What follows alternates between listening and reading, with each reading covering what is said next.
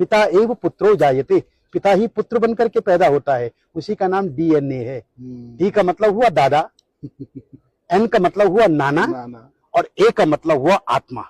तो मेरे शरीर में दो चैनल हैं, एक मैटरनल चैनल, एक पैटर्नल चैनल। एक पिता का रक्त संबंध और एक माता का दुग्ध संबंध। रक्त संबंध लाल रंग खून का, जिसको हम आरबीसी कहते हैं, और श्वेत रक्त कण, जिसको हम डब्ल्यूबीसी कहते हैं, ये हमारे शरीर के अंदर हैं। जब तक मैं जीवित रहूंगा तब तक मैं अपने पितरों का श्राद्ध करूंगा। इसलिए हमारा सनातन धर्म कहता है कि पिता ददाति पुत्रान, पिता पुत्र देता है, और दादा पौत्र देता है, और परदादा सुख संपत्ति देते हैं।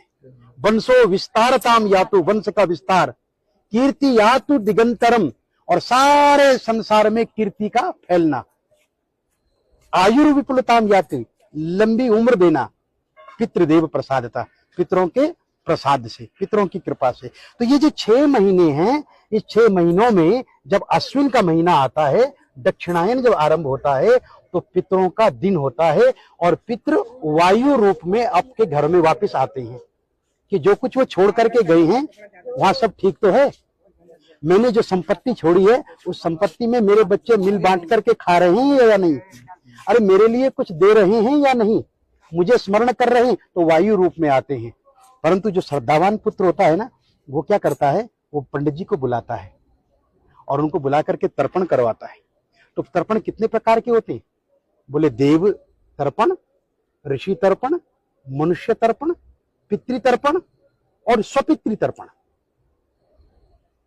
और पितरों में भी बोले इस जन्म के बंधु नहीं, ये बांधवा अबांधवा, ये अन्य जन्म निबांधवा। ये श्राद्ध पक्ष ऐसा पक्ष है मित्रों, इसमें आप किसी के लिए भी कर सकते हैं।